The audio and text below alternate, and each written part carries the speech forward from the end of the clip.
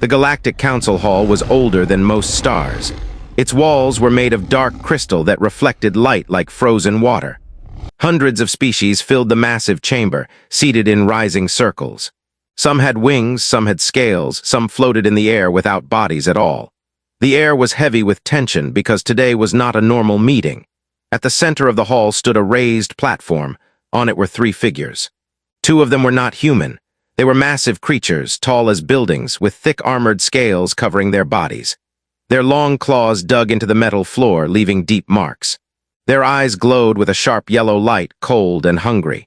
These beings were known across the galaxy as the Varkine Prime. They were called the ultimate species, the apex of evolution. The rulers of fear. Between them stood a single human. His name was Cadet Elias Ward. He was young, barely 22 by Earth time. He wore a simple military jacket with no medals, no decorations. His hands were relaxed at his sides. His face was calm, too calm. Many aliens whispered among themselves. Humans were new to the galaxy, weak, small, soft. They were not warriors, they were not conquerors, they were survivors at best. So why was a human standing there? The supreme speaker of the council, a tall being made of light and metal, raised its voice. The sound echoed in every mind at once. "Representatives of the galaxy," the speaker said, "today we reveal the final measure of strength, the species that ended wars before they began." The Varkine Prime stepped forward as one. The floor trembled. Several alien delegates recoiled in fear. Some lowered their eyes. Others activated personal shields without realizing it. The speaker continued, "This species has never been defeated. Entire civilizations surrendered at the sight of them. They are the reason peace exists." The speaker turned toward the human cadet. "Human representative," it said, "observe and understand your place." Elias looked up at the towering creatures. He studied their claws, their muscles, their sharp teeth. He felt the weight of 1,000 alien eyes watching him, waiting for fear. But he did not step back. Instead, he tilted his head slightly. A murmur passed through the hall. One of the Varkine Prime growled, a deep sound that shook the air. It leaned closer to Elias, its breath hot and sharp. Still, Elias did not move. The speaker paused. "Do you have anything to say, human?" Elias thought for a moment. He remembered his training, Earth history, old wars, old mistakes. Then he asked a single question. "Is it trained?" Silence fell like a broken star. The speaker flickered in confusion. Several delegates froze. The Varkine Prime stopped moving. "Explain," the speaker demanded. Elias pointed calmly at the massive creature beside him. "Is it trained? Does it follow commands, or does it just attack what it sees?" Gasps filled the chamber. Some aliens reacted with anger, others with shock. The Varkine Prime roared. Before anyone could react, the creature lunged. In a blur of motion, its claw swung toward Elias. The hall exploded into chaos. Energy shields flared. Alarms screamed. Delegates shouted in panic, but the claw never reached Elias. A force slammed into the Varkine Prime from the side, knocking it back several meters. The second creature turned, confused, just as another impact struck it from behind. The attacks were invisible. No ships, no soldiers, no weapons. Only pressure, controlled, precise. The Varkine Prime staggered, then collapsed to one knee. The speaker shouted, "What is happening?" A human voice answered calmly through the hall's speakers. "This is Earth Defense Command," the voice said. "We advise all parties to remain calm." Holograms appeared above the platform, human symbols, tactical data, power readings that made several alien scientists gasp in horror. Elias spoke again, his voice steady. "Humans don't bring pets to meetings," he said. "We bring containment." The Varkine Prime struggled to rise but failed. Invisible forces held them in place. Their muscles strained, but it was useless. The speaker's light flickered violently. "You hid weapons in this hall?" "No," Elias replied. "We deployed them 3 days ago. Quantum anchor fields. You never detected them because you were not looking for restraint-based technology." Murmurs spread faster now. Fear replaced arrogance. A delegate from a reptilian species spoke loudly. "This is an act of war." Elias turned toward the voice. "No," he said. "This is prevention." The speaker tried to regain control. Humans were invited as observers, not as threats. Elias nodded, and we observed. He looked up at the council seats one by one. "We observed how you measure power, size, strength, fear." He gestured toward the restrained Varkine Prime. "And we observed your mistake." The speaker asked quietly, "What mistake?" Elias took a breath. "You assume the strongest creature wins," he said. "But on Earth, the most dangerous species was never the biggest." The hall grew quiet again, but this time it was not empty silence. It was waiting silence. Elias continued. Humans survived predators stronger than us. Faster than us, deadlier than us. We survived by learning, planning, and working together. Behind him, the Varking Prime let out a low, confused sound. Elias did not turn around. We asked if it was trained, he said. Because if it is, then it's just an animal. The speaker said nothing. Elias straightened his jacket. And animals can be contained. Suddenly, a warning signal blared across the council systems. Red symbols flashed in alien languages. A new voice entered the channel, urgent and afraid. Council forces are under attack across 3 sectors. Another voice followed. Unknown human ships have appeared inside restricted space. The speaker turned back to Elias. You said this was not war. Elias met its gaze. It wasn't, he said, until your apex species attacked a human cadet. The hall shook as distant explosions echoed through space itself. Elias added quietly, now it's a lesson. And across the galaxy, the unexpected war had begun. The Galactic Council hall was no longer calm. Lights flickered across the ancient chamber as emergency signals echoed through every level. Delegates shouted in fear, confusion, and anger. Some species activated shields, others tried to flee. The galaxy's center of power was breaking apart from the inside. Cadet Elias Ward stood still at the center of it all. Above him, holograms showed chaos spreading across nearby star systems. Human ships had appeared without warning, not attacking blindly but moving with purpose, precise, organized. The Supreme Speaker struggled to maintain order. All delegates remain seated, it commanded, but few listened. A massive insectoid delegate pointed toward Elias. This human has deceived us? Elias turned slowly. No, he said. We answered honestly. You just didn't like the answer. The restrained Varking Prime let out a deep, angry sound. Invisible force fields pressed harder as it tried to move again. Its glowing eyes were locked on Elias, filled with confusion more than rage now. The speaker addressed Elias again. Human Cadet, explain the attacks. Are you declaring war on the Council? Elias shook his head. Humans didn't start this, we prepared for it. He raised his wrist. A small device activated, projecting a clear image of Earth. Blue oceans, white clouds, peaceful and distant. For centuries, Elias said, Earth watched the stars, we hoped we were not alone. And when we learned we weren't, we studied you. Murmurs spread again. We learned about the Varking Prime, Elias continued. How you used them to end conflicts, how entire species surrendered because they believed resistance was pointless. The speaker's voice grew sharp. That belief kept the galaxy stable. Elias looked directly at the speaker. It kept the galaxy obedient. Silence followed. Outside the hall, human ships moved with quiet speed. They did not fire on planets. They did not destroy cities. Instead, they targeted command nodes, communication relays, and weapon platforms. Every strike was clean, controlled. Inside the hall, reports flooded in. Our fleets are immobilized. Navigation systems overridden. Human technology is inside our networks. A reptilian commander shouted, They're not attacking like conquerors. Elias nodded slightly, because conquest is inefficient. The speaker asked more carefully now, Then what do humans want? Elias lowered his wrist display. Security, he said, control of our own future and respect. The Varking Prime suddenly spoke, its voice low and heavy. Few had ever heard one speak before. You are small, it growled. You cannot dominate us. Elias finally turned to face it. He looked up, meeting its glowing eyes. We don't need to dominate you, he replied. We just need to stop you, the creature snarled. You rely on hidden weapons, remove them, and you are nothing. Elias smiled faintly. That's what every apex predator thinks. Across the hall, a new hologram appeared. It showed historical footage. Earth wars, old tanks, aircraft, soldiers standing against overwhelming odds. On Earth, Elias said, we fought creatures stronger than us with sticks and fire, then with machines, then with ideas. The footage changed, nuclear shadows, then diplomacy, then restraint. We learned something important, Elias continued. Winning isn't about destruction, it's about control without collapse. The speaker flickered slowly. And what is this lesson you mentioned? Elias took a breath. That fear-based peace always fails. Another alert sounded. Council Defense Fleet requesting orders. The speaker hesitated. For the first time in its long existence, it did not know what to command. Elias spoke before it could answer. Call them back, he said calmly. Human ships are not hostile unless threatened. Several delegates turned in shock. You expect us to trust you. one shouted. Elias looked around the hall. "You trusted monsters," he said. "We're offering rules." The Varking Prime growled again, struggling against the fields. "Release us," it demanded. "Let us fight." Elias shook his head.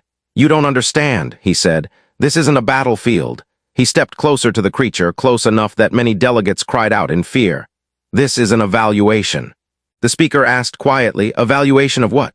"Of whether the galaxy is ready to move forward," Elias replied. Suddenly the lights stabilized, the alarms softened, reports changed tone. "Human ships have stopped advancing." "They're holding position." Elias nodded once. "Phase 1 complete." The speaker focused fully on him. "Phase 1 of what?"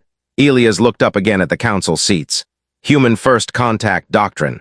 That word sent a ripple of fear through the chamber. "Doctrine?" the speaker repeated. "Yes," Elias said. "We knew the first meeting would not be peaceful. You don't reveal apex species to friends." The speaker said nothing. Elias continued, "So we prepared to respond without destroying everything, because that's the real test." A small, quiet delegate asked, "What test?" Elias answered honestly, "Whether power can be shared." The speaker dimmed slightly. "And if we fail this test?" Elias looked at the restrained Varking Prime again. "Then humanity will make sure no species ever uses fear as law again." Outside the hall, distant stars shifted as human ships repositioned, forming a silent net around key systems.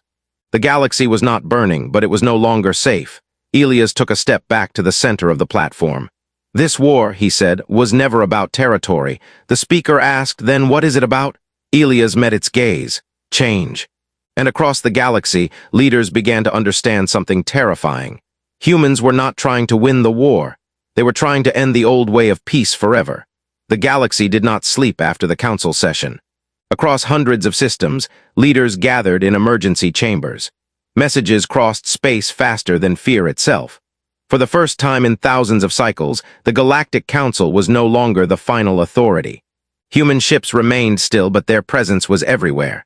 Cadet Elias Ward was escorted from the council platform into a secured chamber beneath the hall. The room was simple: smooth metal walls, soft white light. No guards visible, yet Elias knew he was not alone. A hologram appeared in front of him. It was Admiral Karen Holt of Earth Defense Command. "You held your ground," she said calmly. Elias nodded. "They expected fear."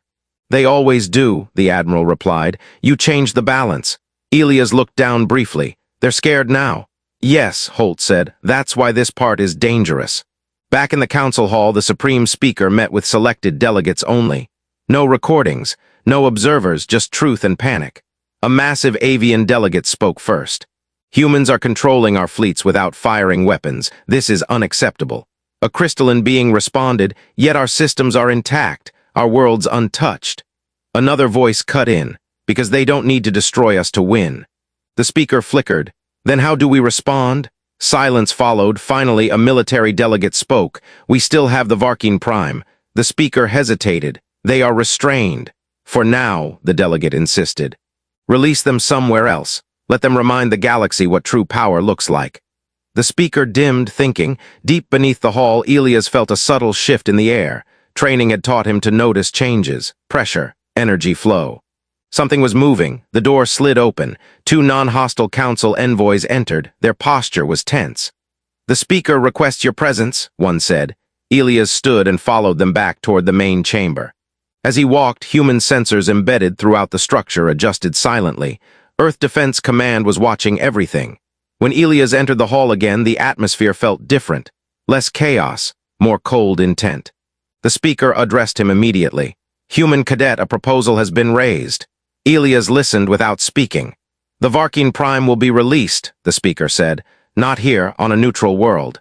If your kind can stop them without containment fields, the Council will reconsider its doctrine." Murmurs spread. Elias looked up slowly. "You want a demonstration?" "Yes," the speaker replied. "One without hidden restraints." Elias took a breath. "You believe that if the Varking are free, humans will fail." The speaker did not deny it. Elias nodded once. "Where?" The speaker projected a star map. "An uninhabited world, dense terrain. No orbital interference." Elias activated his wrist device. "Admiral," he said quietly. Holt's image appeared instantly. "I see it." "They want a live test," Elias said. Holt was silent for a moment. "They think monsters decide outcomes." Elias looked at the map. Do we accept? Holt's eyes hardened. Yes, but on our terms. Hours later, the neutral world came into view, thick forests, mountain ranges, heavy atmosphere. Perfect for ambush. The Varkin Prime were released first. They roared as they hit the surface, tearing into the ground with joy and rage.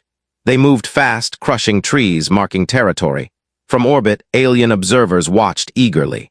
Human ships remained distant, silent. On the surface, a single human transport landed.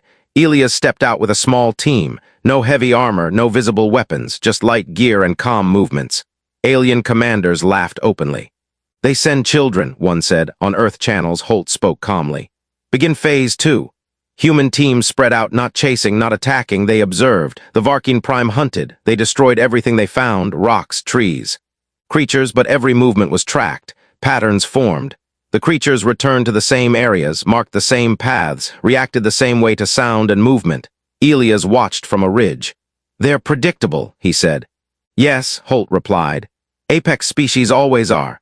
One Varkin Prime sensed movement and charged toward Elias' position. Alien observers leaned forward in anticipation. The ground shook as the creature closed the distance. At the last moment, Elias moved aside calmly.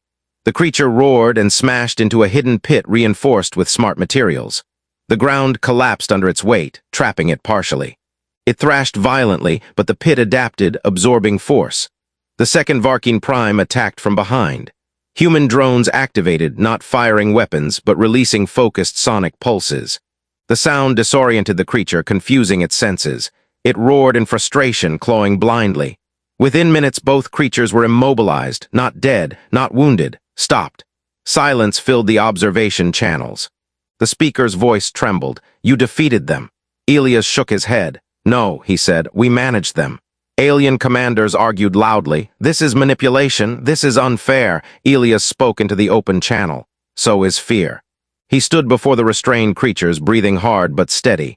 You see monsters, he said. We see problems. The speaker asked quietly, what would you have done if this failed?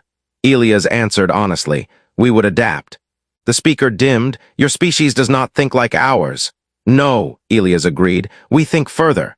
Back on the council world, tension shifted into something worse than fear, uncertainty. Delegates realized something that could not be undone. The Varkin Prime were no longer symbols of absolute power. They were tools, and humans were the ones who understood tools best. As Elias returned to orbit, Holt spoke softly. They'll push back harder now. Elias looked at the stars. They always do. And when they do, Holt asked, Elias' expression hardened slightly. Then they'll learn why humans stopped fighting monsters, he said, and started solving them. Across the galaxy, old alliances began to crack.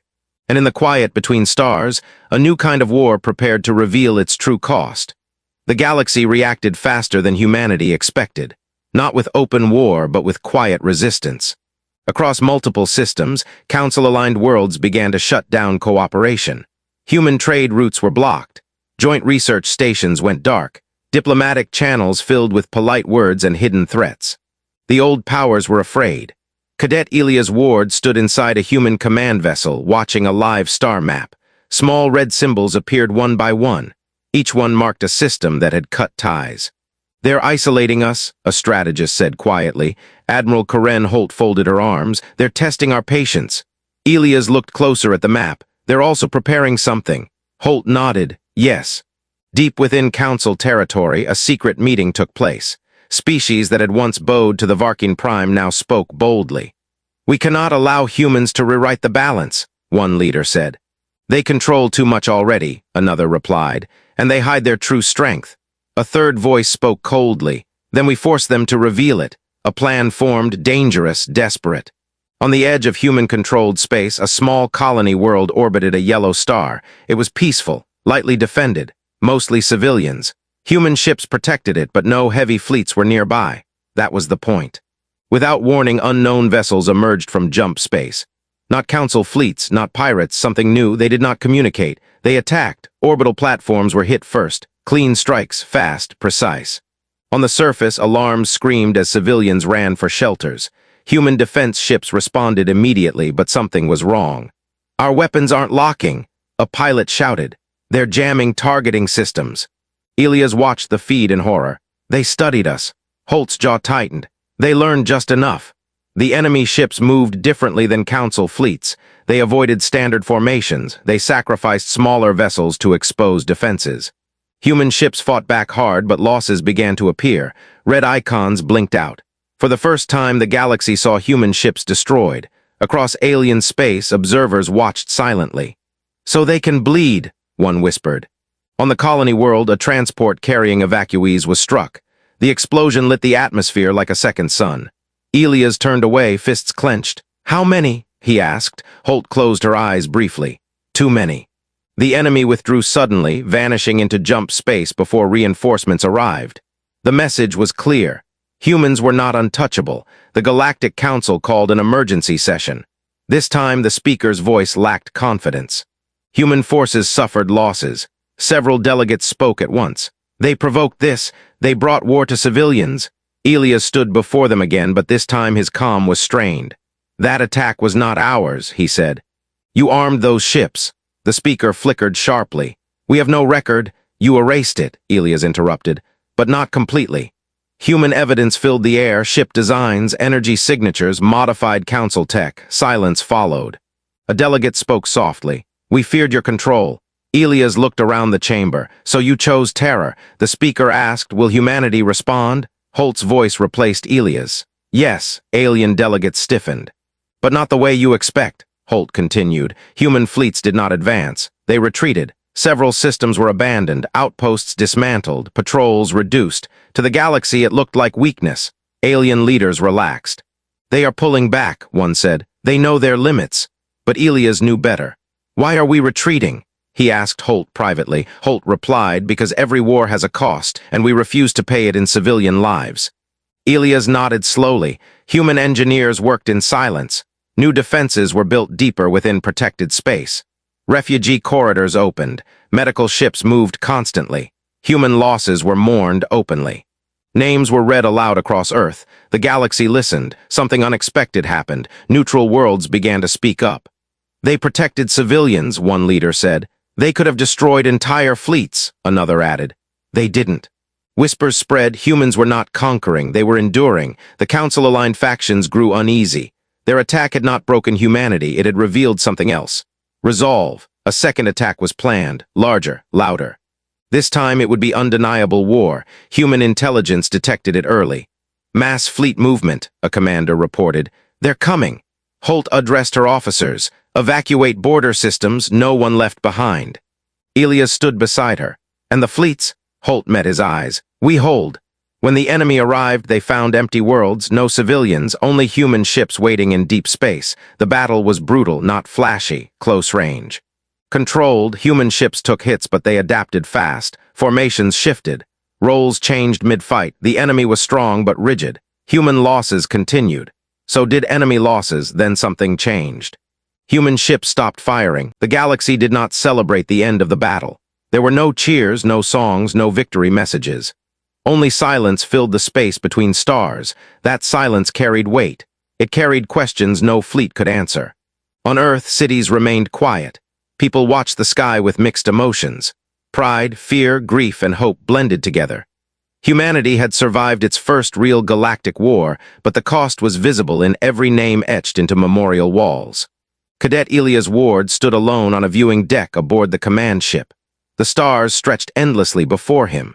Somewhere out there, entire civilizations were deciding what humanity would become. Admiral Karen Holt joined him quietly.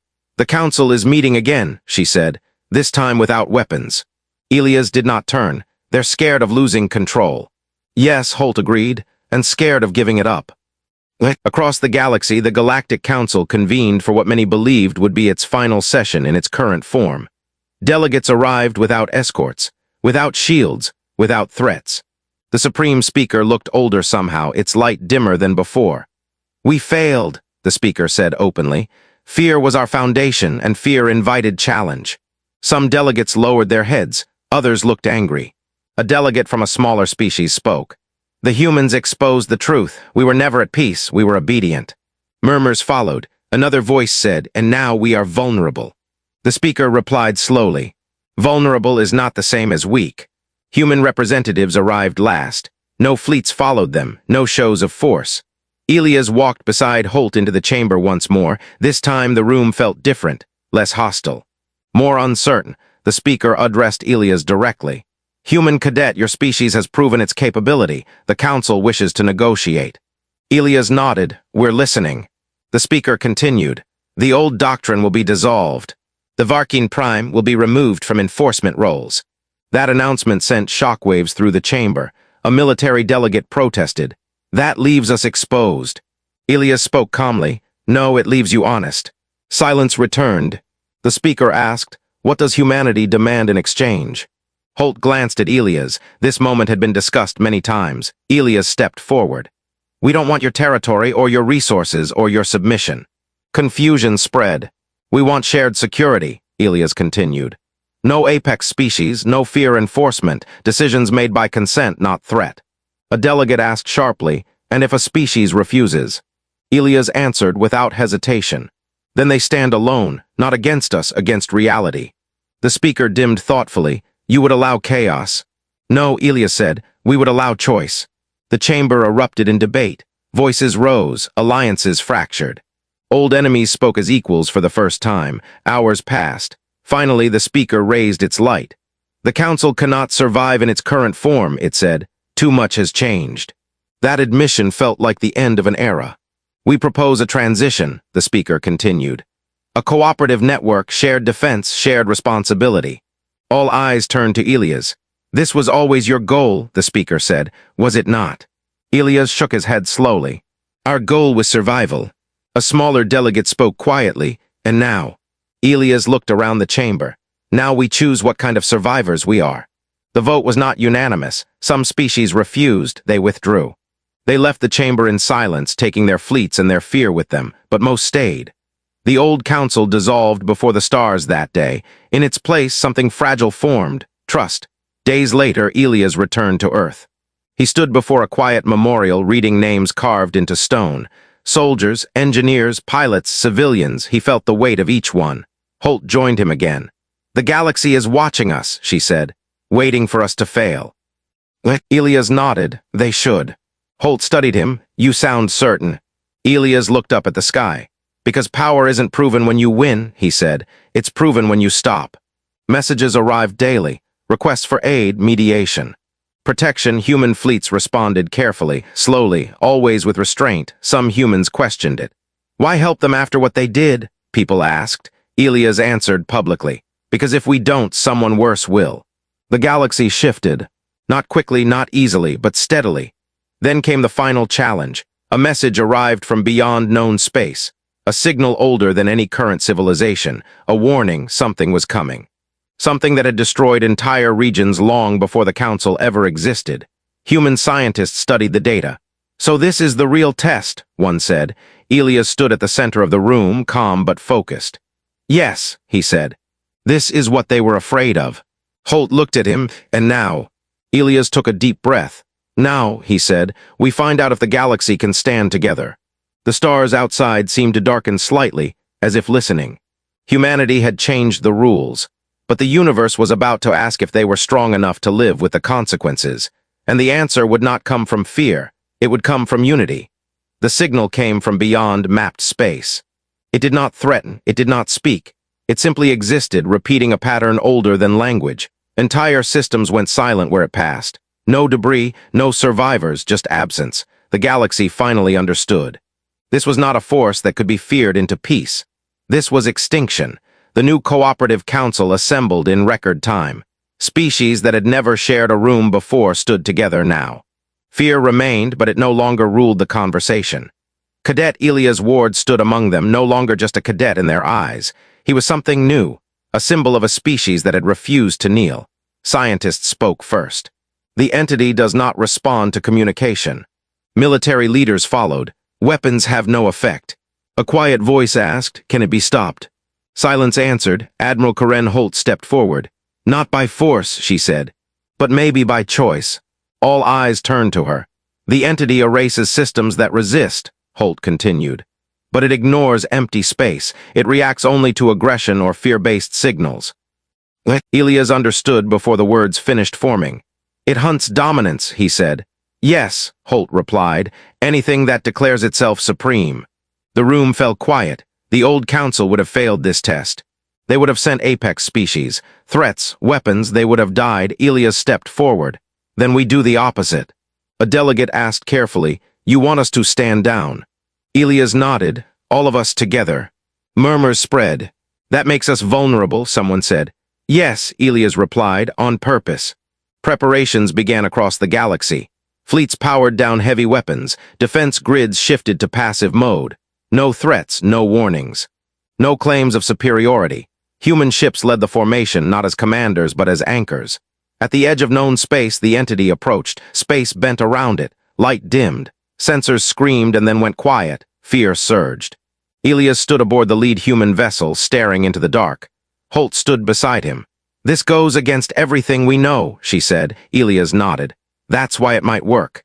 The entity crossed the final boundary. It paused. For the first time in recorded history, it hesitated. No weapons fired. No challenge was issued. The cooperative fleet held position. Elias activated an open channel, not a message of strength, not a command, just a record. Earth history, humanity's rise, humanity's mistakes, wars fought, wars ended. The moment humans learned that survival did not mean domination, the signal was simple. We are not supreme. We choose to coexist. The entity reacted. Space rippled. Several alien delegates cried out in fear, but it did not attack. Instead, the pattern changed. The destructive wave slowed, then shifted course, bending away from inhabited systems. It moved on, not destroyed, not defeated. But no longer hostile. The galaxy held its breath until the signal faded into deep space. Then silence returned. This time it felt different. The Cooperative Council reconvened days later. No one spoke for a long moment. Finally, the Supreme Speaker, no longer supreme in name or power, addressed the room. The galaxy survived, it said. Not because of strength, but because of restraint. All eyes turned to Elias. You asked if our apex species was trained, the speaker continued. We believed you were mocking us. Elias shook his head. I was asking if you trusted control over fear. The speaker dimmed softly. We did not. A delegate from a small species spoke up. Humans changed everything. Elias corrected gently. No, we just stopped pretending we were better than anyone else. Over time, the